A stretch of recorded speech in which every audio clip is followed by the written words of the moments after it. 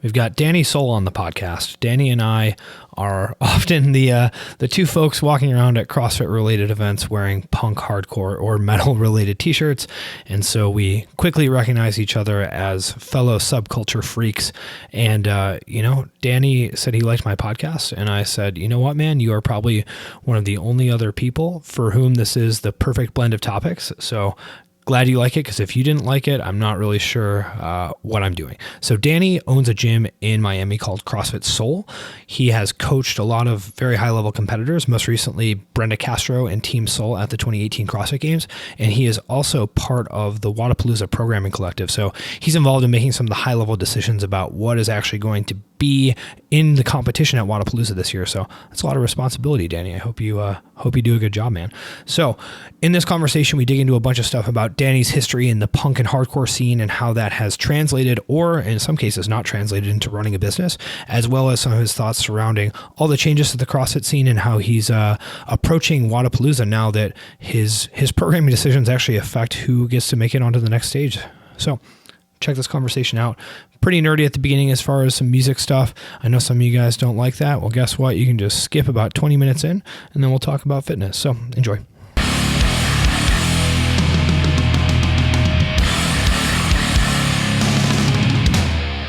You're from Chicago. You're way more punk than me, dude. I don't know about that.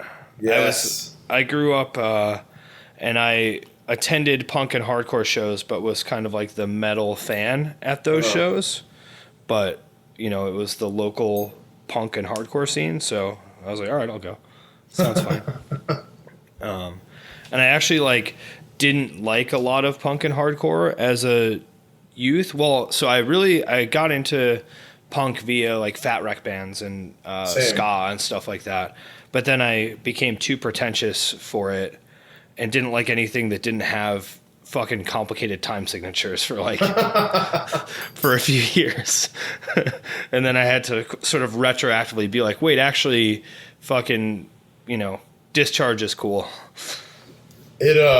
South Florida, I don't know what it was like in Chicago, obviously, but in South Florida, in my formative years, it was all one scene, so to speak, where you would have Chris Carrabba playing his first Dashboard show, and then Hibernus Mortis, which was a Florida death metal band playing, and then a straight edge hardcore band, and then Poison the Well, all in one bill. It was a very bizarre scene. So it was as long as it was independent and angry and somewhat emotional, people were fucking stoked on it, I actually think that that's cool, though. I prefer that over just the same genre for every single band playing. Yeah, I agree. Although I do think I may have seen a tour with Poison the Well and Dashboard Confessional. Did that happen? I mean, probably. They're both from down here. Chris from Dashboard played in a band called The Agency, who in the mid-'90s exclusively played with hardcore and punk bands. They were a punk band. And the scene was just very incestuous like that. I think Chris's first show with Dashboard was a hardcore fest. I think it was Magic Fest or Gainesville Fest or Eulogy Fest or something like that. So it was all very much one big scene, And is it sort of the situation where he had enough cred within that punk and hardcore scene that people were stoked to watch him effectively whine with an acoustic guitar? Yeah, well, look, he played in Further. He did Further Seems Forever before Dashboard. And Further is guys from Strong Arm and Shai Hulud. Oh, there you go. So it's just okay, Shai Hulud's playing. Their weird little side project's going to play 2 shows before they play their set. You know what I mean?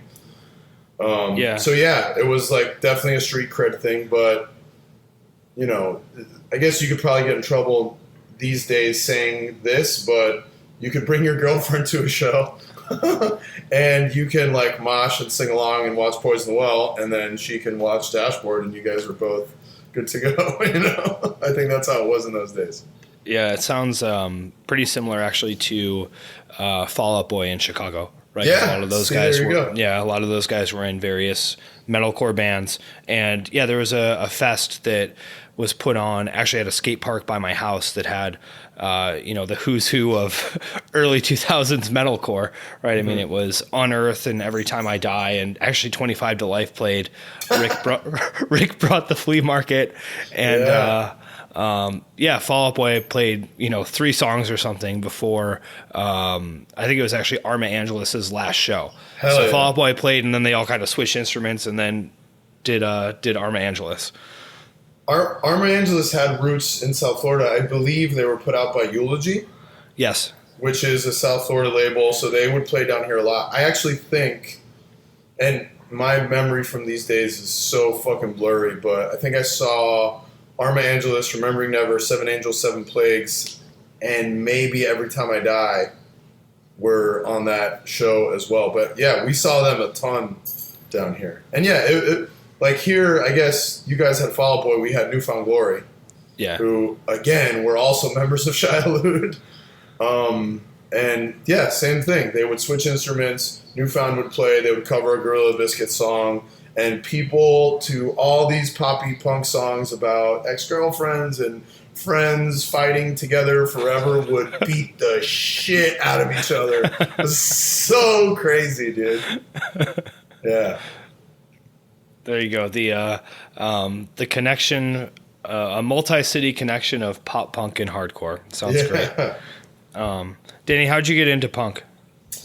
Man, I always had an affliction towards independent and angry and obscure music.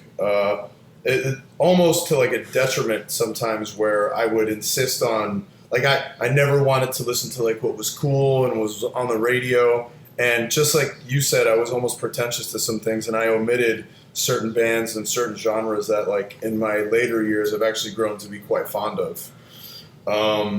But, just like you, man, like the early Fat Wreck, Epitaph era, Warped Tour era of probably 97, around that era, that's when I first started to listen to punk. So it was bands like NoFX, Rancid in a really big way. A lot of Florida bands like Less Than Jake did a lot for me.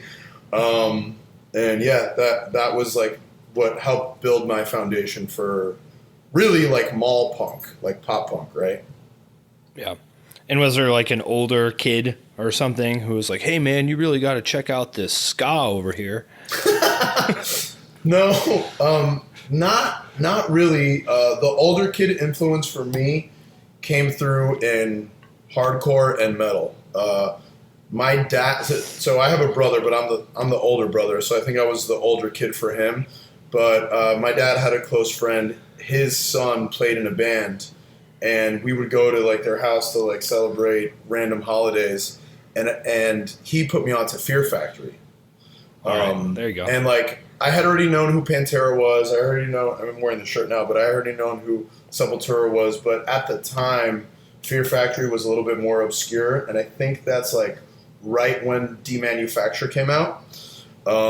And he put me on to them, and that just opened up a whole nother world of metal. My father took me to Ozfest 97 or 98, and I saw Earth Crisis play, and that's like what really opened it up for me, is seeing those guys X'd up with like black hoodies on playing in the middle of the summer, and that was a huge deal for me. So I believe that year I saw Fear Factory, Sepultura, Slayer, Earth Crisis, Power Man 5000. Oh, yeah. And that's what really changed for me is seeing a lot of those bands. So you kind of went from the NoFX era straight into nu metal, which then quickly turned into moshing. Are we calling Fear Factory a nu metal band? I think that is indisputable. Yeah, I guess. Like I said, when we first started talking in South Florida, it was just like one big independent scene with literally like so my era was the end of the big death metal Florida era. But so there were still some of those bands around. And like I said, you would have Chris Carrabba play with Dashboard. You would have a death metal band like Hibernus Mortis play. You would have rap core bands and new metal bands like Endo and Nonpoint play. And you would have, straight edge hardcore bands, et cetera, et cetera. And it was just this one big, weird, independent scene that was all kind of happening and growing at the same time. How did that death metal stuff relate? Because I feel like my understanding of the relationship between cities in Florida is not fantastic, right? Mm-hmm. Where, I think a lot of that stuff is from the Tampa area, right? Yeah. And so, is there a significant thing of folks heading from Tampa to your area to play? Or are those scenes interconnected at all, or is it just totally different?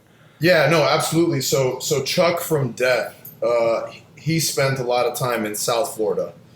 And I think through that, there are bands like Agora, which is not really a death metal band, but Agora, I believe, shared some members with Death, and they're like a technical death metal band. And through that, the seed was planted in South Florida. So I keep talking about them, but a band like Hibernus Mortis was a really big deal down here. Morbid Angel used to play a lot. Cannibal, just about on every tour, would start usually in Broward County, which is still considered South Florida. And as it relates to hardcore, you started to see bands like Morning Again, who they're basically a Slayer ripoff band with slower parts, So you would find a lot of these hardcore bands that may have had older brothers who played in or were fans of death metal use a lot of those heavy death metal influences in their hardcore. And I think that relationship is what put South Florida on the map with like metalcore. Bands like Morning Again, bands like Shai Hulud, bands like Strong Arm. In later years, bands like Poison the Well they would always have that heavy, deeper, low end influence, and that's what I assume where it came from.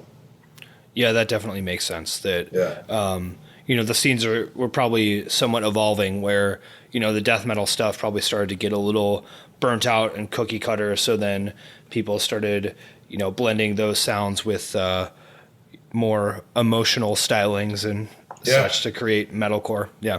I mean, if you listen to the early Poison the Well stuff, I'm talking like when they had two singers, this dude Ari and Dwayne, who later went to play in this band A Jealousy Issue. It was like heavy stuff with singing in it. It was really bizarre. To my knowledge, that was the first time that had really happened. Yeah, and you as a Fear Factory fan were like, I love heavy stuff with singing parts. I heard the episode you did with James from Harm's Way, and you guys, oddly enough, talked a lot about Fear Factory as well. Yeah. And I probably hadn't listened to it in years. And I sent him a screenshot of me listening to it via Instagram. And since then, it's been like a regular play at the gym and on my Spotify for sure. Yeah, I mean, I think that the way I feel about Fear Factory is probably how a lot of people feel about Slipknot, which I just honestly can't get into Slipknot in any way, shape, or form. But Fear Factory is like, this has several incredible parts, but as a whole, it's like a little it's just too much. Well, dude, if you listen to so Slipknot, I guess, is probably the like second or maybe third wave of some of that stuff, but the original roots of that, a band like when Sepultura did Roots, band like Fear Factory, even like the first two Korn records, if you put that on for like a scenester hardcore kid now, that would be like their favorite thing. I mean, it sounds like Harm's Way. That's the major influence for a lot of the bands that influence the bands that kids play in now. Yeah, I definitely think that's true. So were you in bands growing up? Yeah. Tell me about that. I played in several bands growing up. I played in a terrible rapcore band called Idolize. Did you rap? Did you rap? No, I did not rap. It had two vocalists, and it was like a dude singing and rapping, and then it was me yelling. It's so bad. Is this recorded? It is. There's a recording somewhere. Yo, send that. I don't know where it is, actually. I'm in a group thread with a bunch of homies that I grew up with, and everyone is dying to hear it. There's one dude in the band that is like highly embarrassed by it. I don't give a shit. I'll share it with the world, but I really don't know where it is. All right, so to clarify, this is a two singer band. Yeah. You're doing screaming, like so you'd have your screaming part, and then it would cut out, and the other guy would either sing or rap. Or sing or rap. He may sing rap sometimes. So bad. Okay, great. And then what did this band do? Did this band play a bunch of shows? Were you guys part of this big melting pot scene? What's the deal? Yeah, we were part of this big melting pot scene for sure. We played a bunch of shows. The band broke up. They started another band without me. I was over it. I didn't want anything to do with it. And they started a band that actually later got signed to Roadrunner during the hype of like all that early nu metal signing shit, called Twice the Sun, is what those dudes did. I went on to start a band with a bunch of much older South Florida guys that played in bands like Glass Eater and bands like Destro, called All Hell Breaks Loose. And I was in All Hell Breaks Loose for about 2 years, and I left All Hell Breaks Loose. I started another band called Dead Lions, which was kind of like, I don't know, it was like weird, kind of like heavily influenced by Botch and These Arms Are Snakes in that era. Cool. A little Coalesce influence. After that, I laid low, and I had some personal issues for a long time, and I played in a band called Aversion with members of a band called Homestretch and Shy Halud again. This was in 2010 or so. So you can find that on Spotify. And that's pretty much all that I did. I've filled in with some other bands on some tours doing stuff with other South Florida guys, but I've never been like a career touring band guy like yourself. I don't think I would ever classify myself as a career touring band guy. Certainly not the case. But yeah, that's actually awesome. I knew two of those bands. I didn't know all the other ones. So we'll have to dig them up. Do they all have recordings available? Dead Lions has a recording available. All Hell Breaks Loose has a bunch of stuff available, and Aversion is probably the most easiest to access via Spotify. There's, I think, 2 EPs on Spotify that we did. There you go. And did you sing in all those bands? I sang in all those bands, yep. There you go. There you go. Is that because you're a charismatic leader that can get a crowd worked up? Yeah, I guess. Or because I really have no other ability to play musical instruments besides screaming. So that's very reasonable. So something that I think is really interesting is that I think we were talking about this before, but you know, it's like, okay, how many people are there in the world who have a history in punk, hardcore, and metal and own a CrossFit gym in a large urban environment? I can't think of very many, right? It's probably just us. Yeah, for sure. Which is cool. When we've met, I mean, we've met several times. We've hung out, but I wish that I knew that you knew as much about punk and hardcore as I realize now from listening more to your podcast, because I would have insisted on us spending way more time at the games and regionals, because there's almost absolutely nobody that I can talk to at those events. So. Yeah, not exactly the most common cluster of traits. But so something I think is really interesting is the impact of like that DIY culture on small business ownership. Right. So I know I personally have seen a lot of benefit from that in terms of like the ability to just figure stuff out and make things happen, but also some negatives in terms of having a lot of really bad ideas surrounding money and how things work, and, not wanting to charge people for stuff simply based upon growing up in those scenes. So I'm curious what your experience has been in terms of, integrating stuff that you've learned from punk and hardcore into actually running a business. Yeah. I mean, we've had the same exact experiences. That it's actually funny that you bring that up, because we were talking about it in the gym the other day, and beginnings of CrossFit were very much DIY ethic. I mean, it was like comparable to the days when, you know, I would go to a record store and I would say, I love Against All Authority. And I would hold up like a AAA vinyl.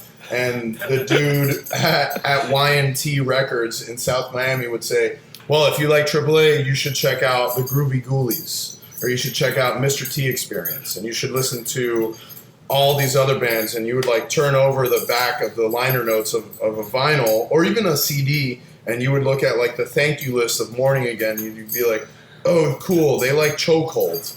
What the fuck is Chokehold? And oh, they like this band. And oh, look, he's wearing a fucking Dead Kennedys hoodie. What is that? And for me, in the early days of punk rock and hardcore metal, just DIY culture, that's how I would learn. And in the early days of CrossFit, it was the same thing. Things were way easier to access. It wasn't the beginning of the internet, but I think it was the beginning of like the internet information boom.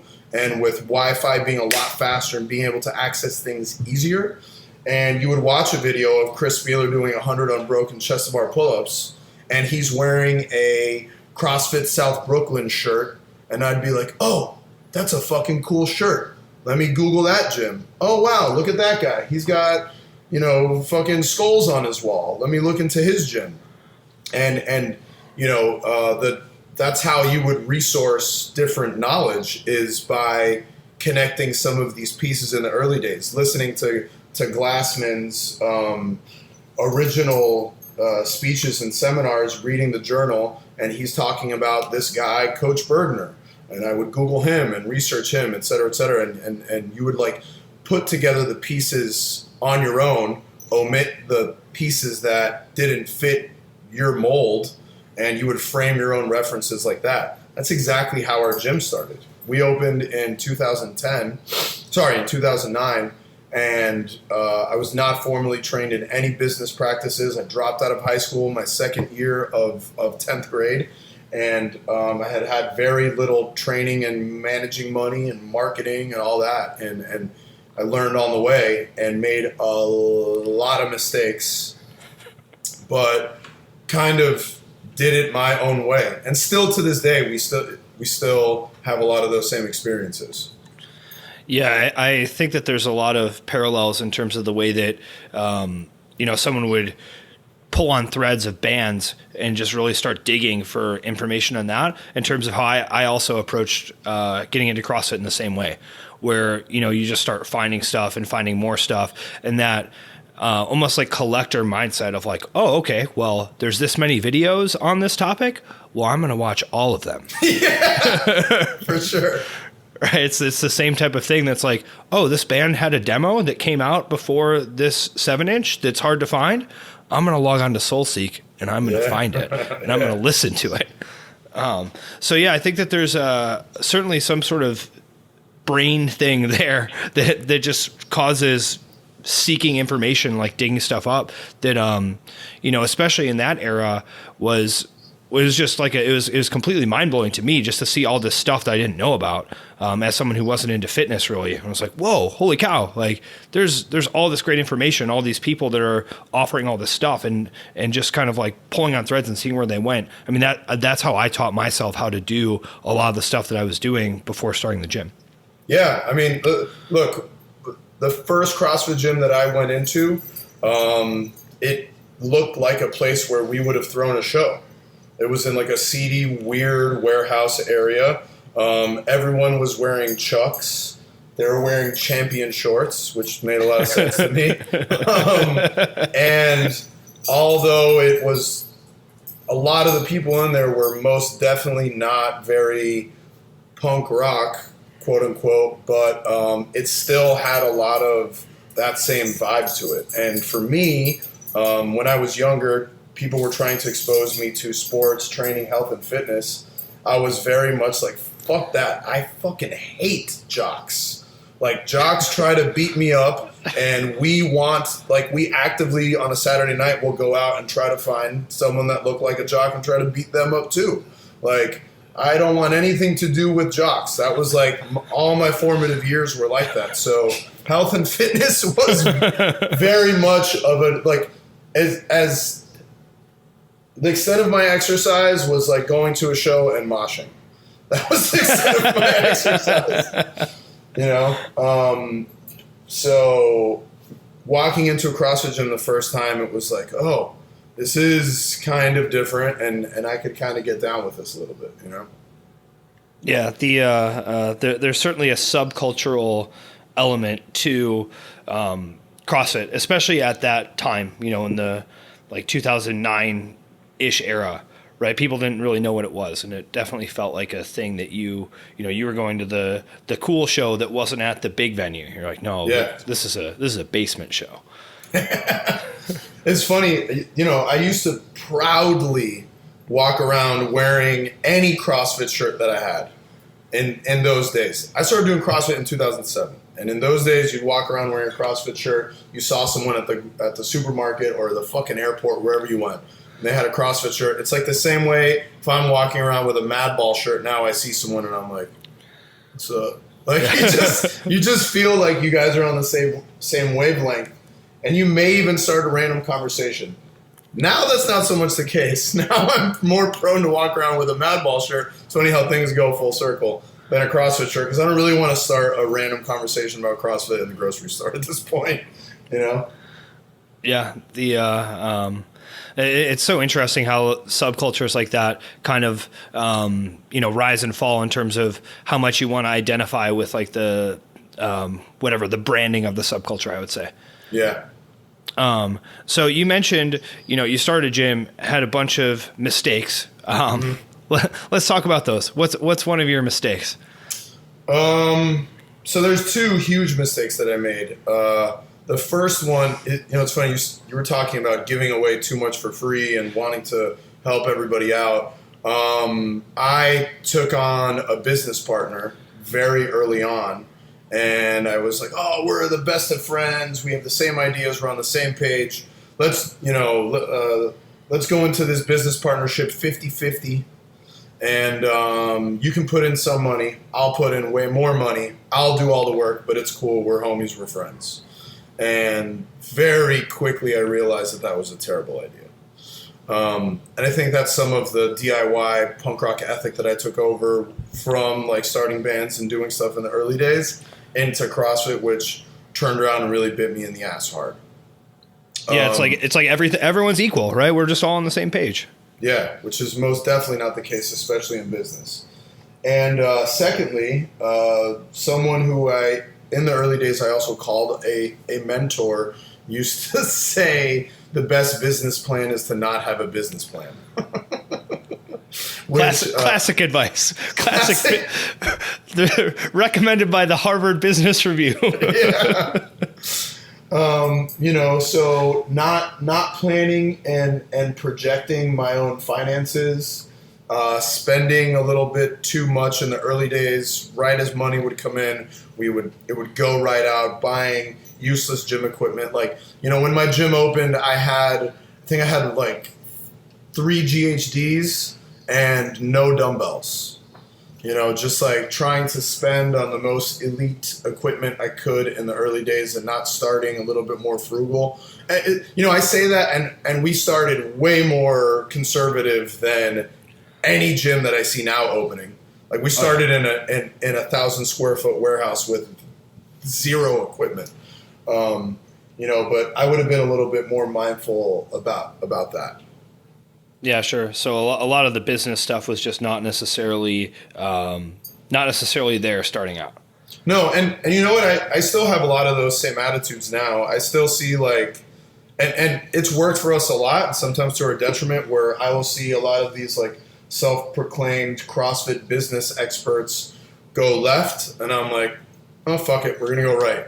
Or they choose to pull the name CrossFit off their gym, or they choose to do something else, and we do the opposite. And most of the time, as long as we stay pretty close to our roots, it's worked out very well for us. Yeah.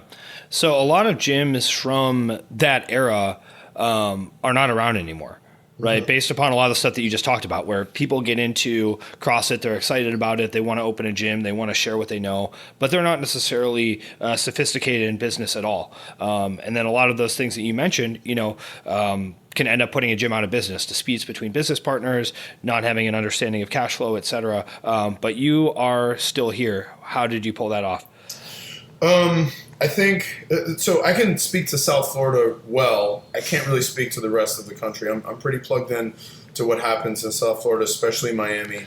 And I think when we opened, there weren't a lot of gyms open.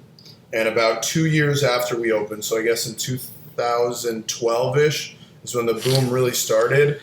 And I found that any person who loved CrossFit, who had $20,000 in a bank account, opened the gym. And they would walk into CrossFit gyms and they would see, this equipment is relatively cheap. They charge everyone $125 a month. Should be pretty easy to get 100 people into this room. It's a no-brainer. I'm going to open a CrossFit gym. So essentially anyone who had 20 grand in the bank account and liked doing burpees and snatches opened a fucking gym in South Florida. And these seedy warehouse areas were, you would have like a strip of warehouses that maybe was 400 meters long, and there might be 3 CrossFit gyms in the same one. And a lot of them were funded by people who weren't really all in. To be honest with you, this is the only thing that I personally know how to do. I only know how to run a CrossFit gym. So it's really my team. We're very, very, very much all in. It's very much owner operated. And it's the only thing that I know how to do. I spend the whole day in my gym. If I'm not with my son, I'm at the gym 100% of the time. I have very little personal time. I don't do anything for myself besides train and spend time with my clients and my homies at the gym. So we've created, it's more like a clubhouse, to be honest with you, in many ways. And it has to work because I don't fucking know what else to do, So, and I said that we do these things so much to their, and it's a detriment to us. I don't have any personal time. I don't really know what else to do besides run my gym the way that I want to run it. And it may not be the advice that you get or that you hear by other people, but all I can say is be all in 100% of the time. And that's how we've been able to survive the bubble and the burst and the second bubble and that burst and all that. Yeah, I think that that concept of just how hard you actually have to work to run across a gym is shocking to people. Yeah. That, like you said, the calculus on it seems pretty straightforward. You're like, oh, you charge this much. How much can your rent really be? Multiply that by 200 people. Yeah, you're cooking.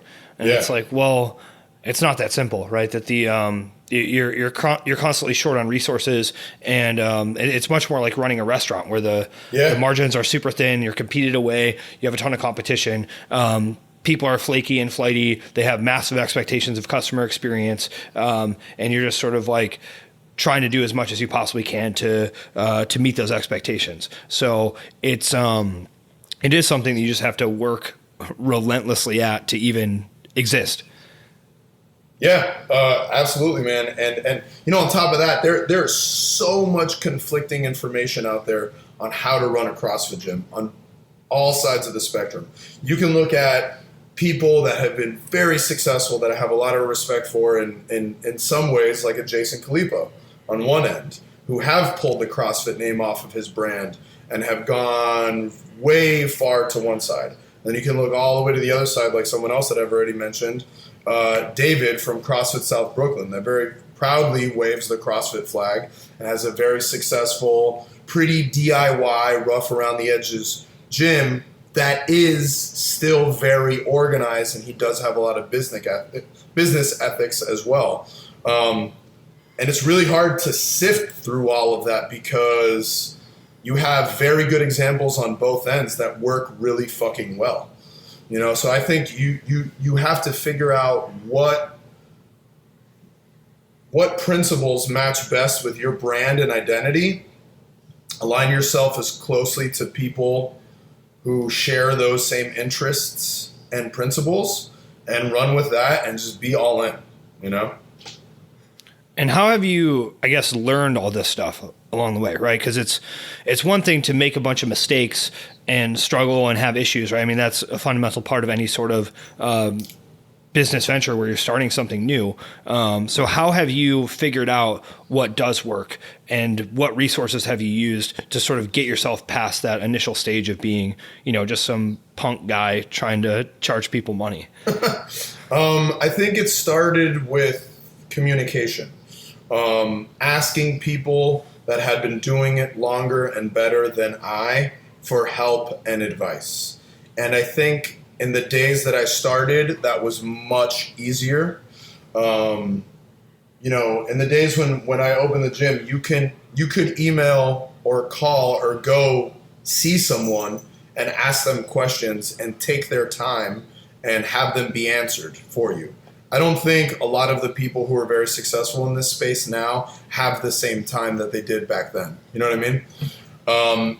And I made it a part, like the same way that I used to travel to go to shows is the same way that I traveled for CrossFit and training in the early days. My ex-wife and I would go travel to Bergner's Gym. We would go to CrossFit Kids. We would go to Westside.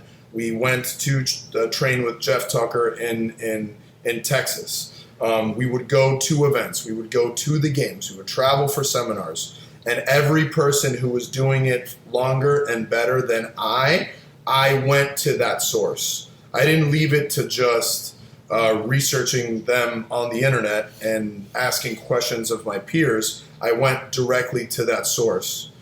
And I learned from them. The second piece was trial and error. Trying some of the practices and things that I had been taught from all of these people in my own business, learning when it was a mistake, revisiting it, staying consistent, and repackaging it and doing it all over again. That was really the building blocks to making Soul. I'm not going to call Soul successful now, but as successful as it has been. Yeah, I think that the thing you mentioned about actually traveling to people, I mean, that's huge, right? That a lot of folks want a mentor, right? And they're sending emails to super famous people that get tons of inbound. And it's like, hello, would you like to be my mentor? It's dude. No. No. I fed into that a little bit in that era when like so many gyms were opening in South Florida around that 2012 to 14 time frame. We suffered a little bit. We had clients leave and they were signing up to gyms that were closer to their home. We've always been a destination and people have always traveled far to train with us. So, I mean, we have people now that may travel once a week all the way from West Palm Beach, which is an hour and a half down south to train with us. Those are exceptions. But, there's local 99% mom and pops that may drive 45 minutes to train with us. And it's always been like that. We've always had we've always left our mark on the community, so to speak. And in that era, when so many gyms were opening, a lot of these folks were like, well, fuck, dude, I've been coming to see you for 3 years, but now I pass 15 gyms on the way to your gym from work. I'm going to try some of these. So we were losing some people at one point. And I fed into the CrossFit Biz thing, and I paid for mentorships. And it's funny, I remember I had one of these mentors one day tell me, you didn't open a gym to be handcuffed to a computer all day, and you shouldn't be coaching. That was a big thing. You should remove yourself from the floor. You should remove yourself from programming. You should remove yourself from the day-to-day at your gym, outsource that to other people, and keep your eyes on the bigger picture, which I do agree with in many ways. But one thing that kicked me in the balls really hard was not coaching, because that's why I opened my gym. And to this day, I still coach, and I may not coach every CrossFit class in our gym, but coaching is why I opened the gym. if I am not going to coach, I don't want to fucking own a gym. I'll go open a coffee shop or a weird record store somewhere. Like, dude, open a car wash. Those make way more money. Coaching was like the fundamental principle why I wanted to work with people and open a gym. And if I'm not coaching in some capacity, if I'm not learning more about strength conditioning, the sport of CrossFit, the 99% how to help people in our gym, I'm not really all in. And I removed myself from that at one point, and I do think our gym suffered. So having some kind of presence on the floor is a huge thing. And I really believe in having an owner-operated gym. Yeah, that makes a lot of sense. That there's the business aspect and the entrepreneurship aspect where, yeah, you want to have systems and you want to have stuff organized and you want to be able to theoretically replace yourself with someone else such that you can say, hey, here's the expectations, here's how you do it, here's the checklist or what have you. But for you as an owner, right, you own the gym to practice the art of coaching. So taking that off of your plate is not something that is helpful for you. No, and knowing my clients' first and last names and knowing their kids and knowing what they do for work and being able to have important conversations with them and being able to hear from them how much our program and our team has done for them, that's what's most important to me. So anytime where we've toyed with the idea of opening multiple gyms, I get so much anxiety thinking about that because look, a lot of these business experts are true. I could not recreate this the way that I do this now. But guess what? I don't really give a fuck. I don't want more gyms. I don't want to recreate this. It's very special. What we have is very special where it is for how it is. And our team is a huge part of that, and I wouldn't want to spread them more thin and take them out of our home base, you know? Yeah, that urge for expansion, there's a trade-off there that you're not going to be able to do the same type of artisanal product if you're marketing to a larger group, right? I think that's true for something like a CrossFit gym. I think that's true for whatever, coffee roasters. I think it's true for, some sort of, I don't know anything about whiskey. I was going to try to say some sort of whiskey thing. Don't know anything about it. Well, yeah. But there's trade-offs that you make when you try to scale up, and everyone has their own threshold, past which they're okay making that trade-off, and past which they're not okay making that trade-off. And it sounds like for you, you're pretty clear on where that line is. Yeah, I mean, I'm comfortable with getting big. I'm comfortable with doing more business. We are always trying to expand. We are doing some corporate wellness projects right now we're working on. In the last year, we moved to a retail facility with air conditioning. That's been huge for my clients and coaches in South Florida. I'm all about that, Yes, you're going to call me a sellout. I can see it in your face. Air conditioning. I scoff at your air conditioning. Dude, you're wearing a hoodie in November. You live in Chicago. In South Florida, it is a struggle. It is not fun. We every summer clients are like, please turn on the air conditioning, because I think we actually have it. But I don't think have a heater, right? We have a heater, and I think we have air conditioning that just doesn't work. And we're like, it just doesn't work. No. Sorry, not happening. It's funny. I used to kind of have a similar attitude towards putting AC in our gym or moving to a gym with AC. But who it's been the biggest for is my staff. Before we used to go to the gym, I'm not even exaggerating, with maybe 3 changes of clothes, because you would coach the morning blocks, and maybe from like 5:30 to 10 o'clock, and you would sweat your ass off because the humidity down here is pretty gnarly. So you would change, you would work out for a couple hours, you'd have to change again, do some computer work, coach the afternoon classes, and have to change again. And it was brutal. Now my coaches have way more energy. They can work more hours. They're way more comfortable. So yeah, it's been very good for my clients also, but 99% of my clients are there for 48 minutes on average. You know what I mean? They're not even there for a full hour every day. For my staff and myself, it's been huge for us being able to work more hours and be way more effective. Yeah, your laundry bills and your deodorant bills are way down. Yeah, dude, for sure. Way less deodorant being spread on those pits.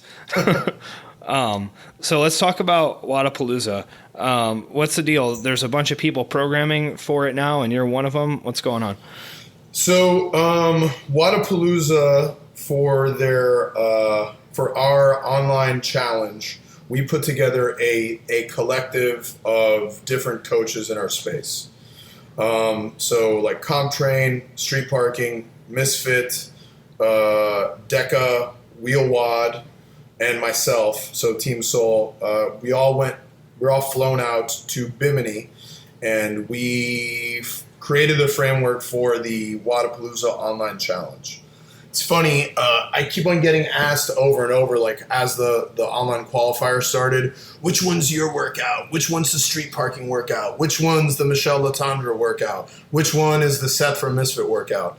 And that's not really how it went, and that was never really our intention.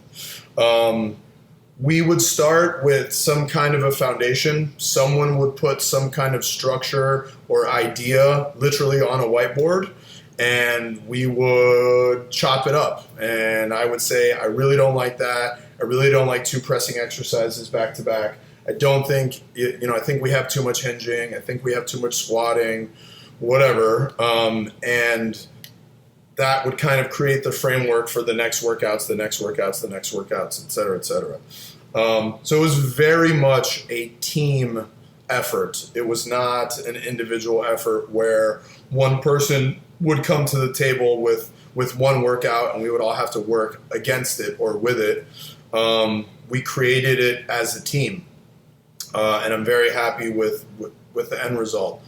Being the person that I am, there are some things that I'm critical of, which I wished were different about the end result. But as far as all of those people working together, I couldn't have imagined for a better group to work with. It was dope. It was a very cool experience. And all the media, all the fucking Redditors and Instagrammers prior to us doing that were very critical of it. And we're saying how impossible it was going to be. I even talked to some people at HQ, and they're like, man, I don't know how you guys are going to get that done. Way too many big egos in the room. And there was not 1 second of that at all. It was awesome to work with all those people, to be totally honest with you. So that was kind of like the first phase of it, which was the online challenge. The second phase of it, which is now Wodapalooza Miami, building the framework for that. We feel like it wasn't quite fair to bring everyone into the same room again, because some of those individuals coach some people that have a very good chance to win these events. They're going to put their thumb on the scale a little bit, huh? Yeah. So we decided that everyone would work on certain pieces individually and not share them with one another. And a smaller team of really Dylan Militsky, who's one of the founding members of Wodapalooza, and myself are the two who are going to tweak and adjust and create the framework for Wodapalooza Miami. So there is some involvement with some of those programmers in Wodapalooza Miami, but it's much less than the online challenge. Got it. So everyone's kind of submitting some ideas for stuff, and then you and Dylan are going to sort of orchestrate it and put it together, because you don't actually have anyone who's competing who, you could be trying to say, oh yeah, you know what, like that's a few too many wall balls. That's going to make my athlete's shoulders tired. We're not going to do that. Yeah. So for me personally, this year I have no elites, or I have no elite team of 4. I don't have an elite male or an elite female.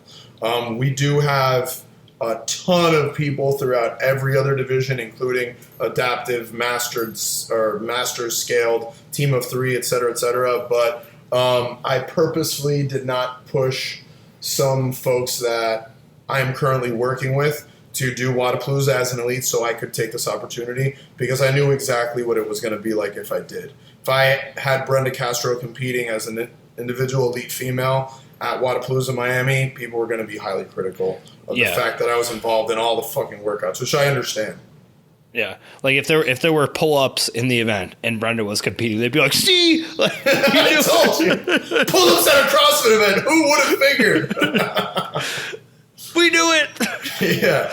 So, yeah, I mean, some of those other folks, like Misfit, for example, they have a very competitive team of 4 that's going to be there. Deca, Michelle LaChandra coaches Patrick Vellner. She coaches Laura Horvath. You know, there's a lot of those dudes who coach people who could very well win those qualifying spots to be represented at the CrossFit Games. And there's good reason for people to be critical of their involvement in something like that. So how do you feel about this process? I mean, this sounds like an awesome opportunity for you to really say, hey, like this is what I think a test of fitness should be, and a test to really, make sure that the right person gets to the actual CrossFit Games. What is your thought process going into that? How are you thinking about it?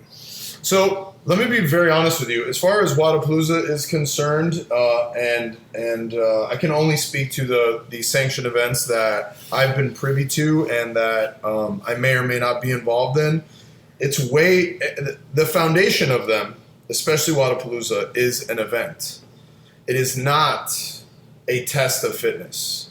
I never said, and no one from Wodapalooza ever said, that we are trying to test fitness or crown the fittest male or female at Wodapalooza. Historically, it's been more about having a great community building event that features people of all divisions, from scaled, adaptive, all the way to elites. So I would say the first foundation is, how can we package something that's visually stimulating, that is fun to watch, that is not boring, that a bunch of people are not going to get capped out on. Wodapalooza is a very different thing to plan than an elite or RX event, because you need to serve scaled just as much as you're serving Patrick Vellner and Matt Frazier at the same time, if that makes sense. And that is a tough thing to piece together. With that, when the sanctioned events started to come out and all these HQ changes were announced, we realized that creating good tests was more important than we had intended them to be previously. Previously, when I was brought onto the team, we would talk about them and we were like, no, let's not talk about testing too much. We don't want these to be the best tests. We want this to be the best fitness event, Now it's starting to change a little bit, because I think there's a lot more importance put on who qualifies for the games through some of these sanctioned events, especially Wodapalooza. So I'm not going to downplay the amount of testing we are doing, because that is absolutely a concern now. But having a great community building fitness event is for sure the priority. So this the changes to the season actually came after you had sort of taken on this responsibility. Is that correct? Yep. Right. Oh, interesting. Okay. Yeah. So that really throws a wrench in your plans, huh? Yeah, about 2 months into it, Dylan and I had, and with the help of Matt O'Keefe and the rest of the new staff, we had already set a lot of the framework for what we thought Wodapalooza Miami was going to look like. And from 1 second to the next, that whole thing changed. When Greg went on that podcast and when the morning chalk up came out with those announcements and that weird fucking interview, a lot changed for a lot of people, not just Wodapalooza. Yeah, interesting. So now you are having to think more about, okay, we wanted this just to be a fitness festival and a fun event for everyone, and do some cool stuff by a body of water with neon lights shining on you. Like, this is going to be a great time. But now it's like, okay, we're actually responsible for people's like seasons and potentially livelihood at some level. Yeah, absolutely. We've all been around for quite some time, so the consideration of tests was there, but now it's a much bigger task for sure. So how are you thinking about balancing that then? I mean, what is your mindset then as far as what you want to see from someone who is going to qualify from Wodapalooza? Obviously, without giving away any of the secrets. I mean, look, to be honest with you, I think that the fittest and the best will always win no matter what. What's different is those bubble folks. Those bubble folks are all interchangeable. But I do really think the top are always going to be the top no matter what kind of fitness event or test you have them run through. So in this new format, I think a lot of times it's going to be about who shows up to a competition versus who doesn't. I think that's going to be more the deciding factor. If Vellner shows up to an event, he's going to win it. If Fikowski, wherever he chooses to go to, he's going to win it. When Frazier chooses to show up to an event, he's going to win it. Now, the caveat is when those guys choose to all show up to the same event. That changes things tremendously. But from what I understand, from how the format is being rolled out, that is probably not going to happen. We're probably not going to see that many fit individuals at the same event until you get to the CrossFit Games, I don't think. Maybe Dubai, maybe Wodapalooza, there'll be some exceptions, but that's definitely going to be the exception, not the rule, you know? Yeah, I think that makes sense. And I mean, that's something that Glassman has always sort of said, which totally makes sense from a sport perspective, right? That we're looking for the fittest, and the fittest is going to win no matter what. Yeah. Which I agree with you on that. I think that's generally true. You could probably purposely design some sort of event to not have Fikowski win if you wanted to. Yeah. Right. If you're like, all right, Brent, like let's see what's going to happen when we do this. You know, you could probably figure something out. But you know, it is those folks who are in that, you know, top 10 area that the events will actually make a huge difference in terms of what that order looks like, I think. Yeah, so I mean, financially, that changes a lot because there's a lot of money on the line now at Wodapalooza. There always has been, but now it's way more.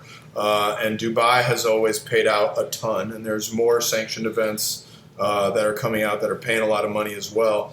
So that changes what that looks like. But as far as placement to see who's represented at the CrossFit Games, which that is where they are truly testing the fittest on earth, I don't think it's going to change no matter what, you know? Yeah. What about these other events? The group that owns Wodapalooza is also involved in a bunch of these other pieces too. Do you have involvement with any of those other events? Yeah. So right now the California event was just announced. Those are the only two that are announced for now. And yes, I am going to have some level of involvement with that event. A lot is happening very fast. So we're not all sure who and how and things are going to be, how things are going to work. Right now, we are totally focused on Wodapalooza, Miami. That is like where the laser focus is, and very hopeful that as long as we do that really well, the sky's the limit, and there's going to be way more involvement in many other things for sure. Yeah, I think that crunch time for an event like that starts when? A few weeks ago? Crunch time for that event started before October. You know, like in September, we were already meeting, talking about stuff. You know, I formally came on to the team in August. But, I mean... Oh, that's a lot. Wow. Yeah, but that is a full-time, 24-hour, 365 days dedicated staff that was already put in place and was already focused on Wodapalooza well before any of these changes ever happened.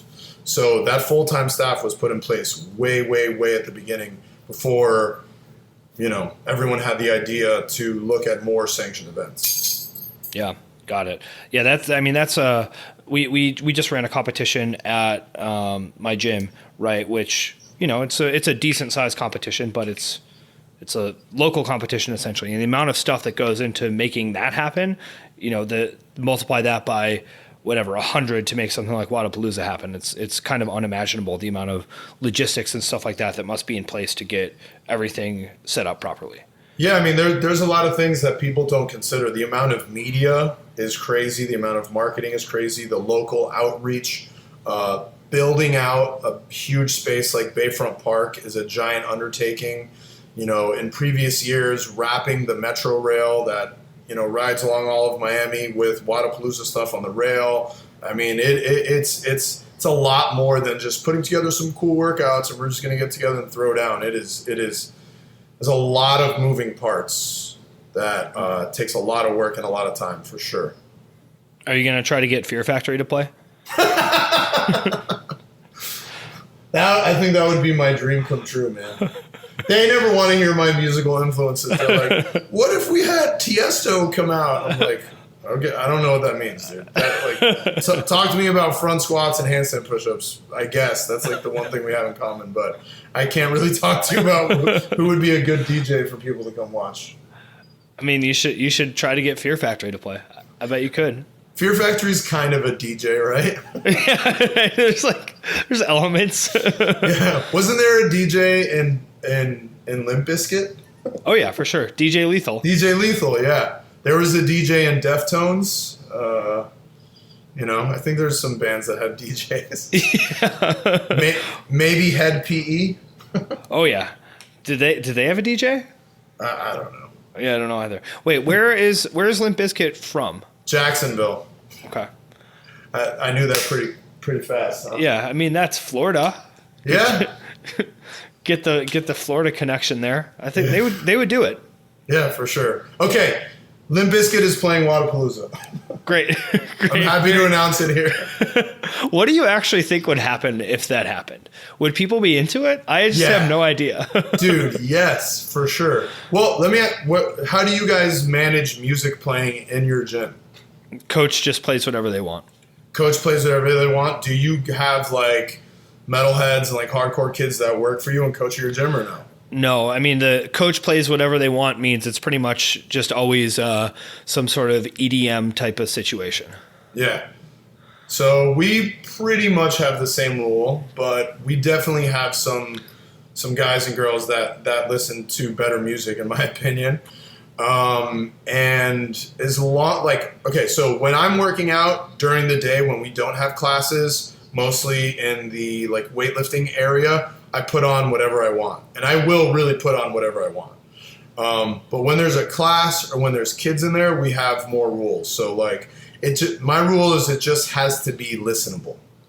So you can't put on black metal, can't put on death metal. You can't put on rap music that is like too ignorant. So like 3 6 Mafia rides a fine line sometimes. Yeah. But yeah, like a common playlist in the gym will be a Fat Wreck, what were those compilations called? Like Fat Music for Skinny People, Punk Fat Music for Fat People. Well, they did a few of them, right? There was Fat Music for Fat People, Fat Music for Skinny People. Oh man, I didn't even know about the one for skinny people. Damn, yeah. I should have checked that one out. Yeah, there was a few of them. So like that is like PC, semi-heavy DIY music that will get some play. But I do have coaches that do like EDM and play, whatever they want. And I do find that I would say 80% of my clients enjoy that more. So if Limp Bizkit would play Wodapalooza, I do think it would be very well received, unfortunately. I mean, I just like the idea of a bunch of goofy CrossFit jocks push moshing to Limp Bizkit. I mean, that's like performance art. Yeah. But I mean, that's kind of like who shows up if Limp Bizkit's going to play anyways, right? So what you're saying is does a Limp Bizkit concert look like? It's not like what would Limp Bizkit look like at Wodapalooza. It's like what does a Limp Bizkit concert look like? Yeah, I guess that's fair. Okay, well, I'm happy that you're on board with this idea, and I look forward to seeing it happen. What about rip-off shirts? What's the first rip-off shirt you ever did? I think the first rip-off shirt I actually have it here. I'll show it to you. Well, the sticker. Oh, there we go. So for the listeners, Team Soul with the Descendants logo. Yeah, so we did that. We've done Misfits. We've done Hatebreed. We did Rancid. Oh, which one? The Let's Go cover. Oh, okay. Let's Go. Yeah. We don't. Dude, how come the Wolves would be sick? Rip off of a rip off? Yeah, right. We don't really do a lot to change the ripoffs besides add Team Soul to it. I've seen other people who will add a lot of other elements to it. We keep it as close to the source as we can. But let's see, we've done Bad Brains, We showed some Chicago love. We did some CM Punk stuff. Let me think, man. Oh, I mean, we've done some really obscure stuff, like this band from Syracuse, Another Victim, straight edge band. We've done a ton of rip-offs. How are those received by your normal clients who are not interested in such musical subcultures? Very well, just because it's cool shit. It almost looks like if we were a mid-90s skate company, like, you know, Alien or Toy Machine or some shit like that. Like that's what Milo really looks like. Like, you know, it's just some nerdy dude with glasses that could have been on a skateboard in the early 90s and it would have been worn by people. So when my clients see it, I think they're more into it because it says Team Soul than anything else. But, like, you'll find my mom walking around South Miami with a Milo shirt on or a Misfit shirt on or a Hatebreed shirt on that are all branded with Team Soul. And I've talked to a lot of my clients who will be seen by someone with face tattoos at a Starbucks and they'll be like, cool Hatebreed shirt. And they're like, I don't know what the fuck you're talking about, but thank you. You know?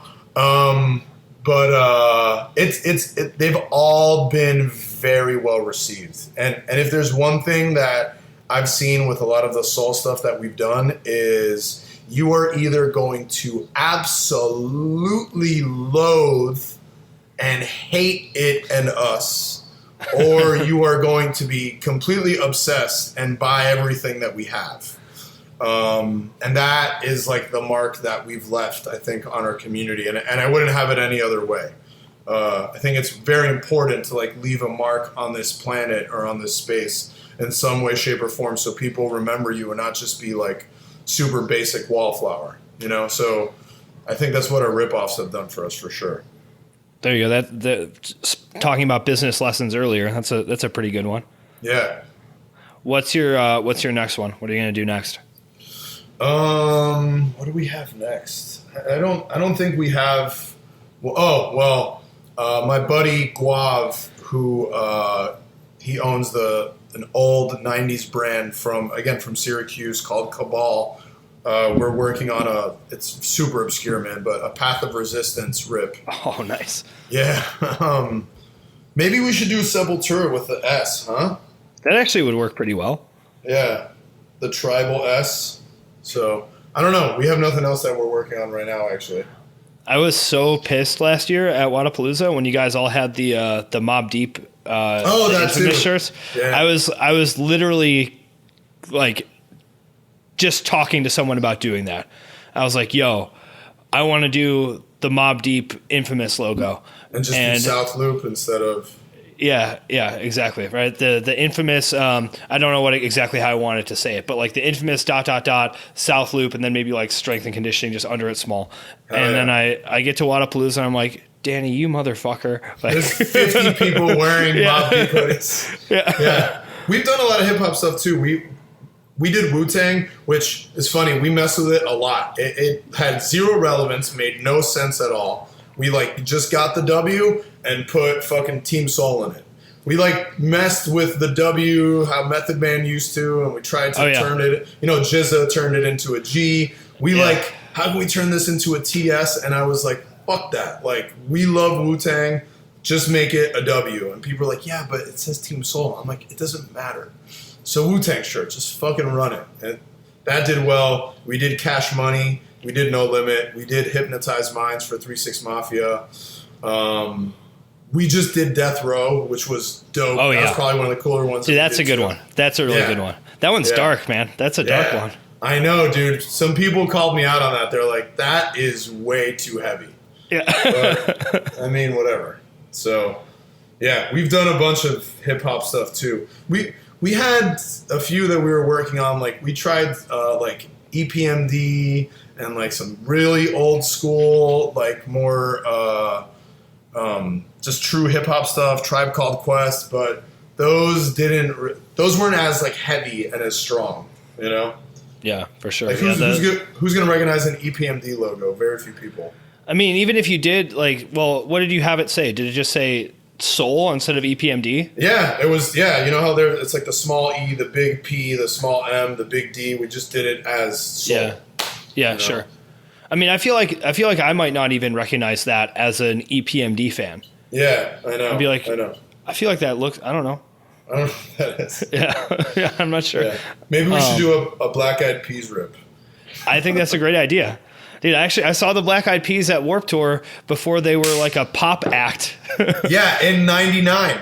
Yeah. Yep. They brought so there's a local breakdancing crew from Miami that I grew up very close to called Ground Zero. And they're just like graph kids and breakdancing kids. And when they played that Warped Tour, I don't remember exactly what year that was. 98 to 2001, sometime. Yeah, something in that ballpark. I think it was. I was not in high school, so it was probably. It had to have been 99 or 98 or something like that. Yeah, I think I was in 9th grade, something like that. They brought out all of Ground Zero to breakdance at Warped Tour. It was like the fucking coolest thing. And believe it or not, their first 2 records, it was I can't believe we're talking about this. Oh my God. It was pre-Fergie. We're actually good hip hop. They're like boom bap. It was good. They're like socially conscious. Like Yeah, like they would have played with fucking Dead Prez and, you know, groups like that. It was like socially conscious rap. Are they from Chicago? I don't think so. No, they might be. They strike me as like a common, friendly kind of vibe, you know? Or they did. Just that aw shucks Midwestern vibe. I cannot believe we've talked about Morbid Angel and fucking Black Eyed Peas and Dashboard Confessional on the same podcast. And Fear Factory. And Fear Factory, so much great. Fear Factory. This is a great time. Well, that seems like as good of a time as any to wrap it up. Danny, you have your own podcast, man. What's the deal with that? It's pretty good. You guys talk about some stuff. You periodically interview Hoya from Madball. Yeah. So you can find us. It's the Team Soul podcast, and it's very much just like your podcast, man. We talk about what we're into, which is weird stuff. We'll talk about fitness. We'll talk about hardcore. We'll talk about hip hop. We'll talk about politics. We will troll and be very highly inappropriate. We will interview our clients on there. We've had Hoya. We've had Matt O'Keefe. We've had quite a few games athletes. It's just like a representation of us and who we are, you know? So you can find it on iTunes, Spotify, wherever you download and listen to podcasts. Sounds great.